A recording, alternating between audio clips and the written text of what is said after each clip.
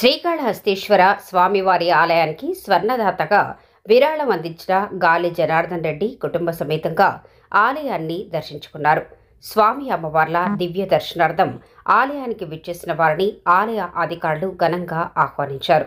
ఈ సందర్భంగా ఆలయ అధికారులు గౌరవ మర్యాదలతో స్వామివారి దర్శన ఏర్పాట్లు చేయడంతో పాటు వేద పండితుల ఆశీర్వచనాలు, తీర్థప్రసాదాలు, స్వామి అమ్మవార్ల చిత్రపటాన్ని గాలి జనార్దన్ రెడ్డికి అందజేశారు.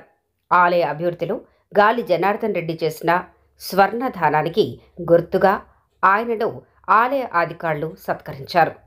ఆయన ఆలయంలో నిర్వహించిన ప్రత్యేక పూజల్లో పాల్గొనున్నట్లు సమాచారం.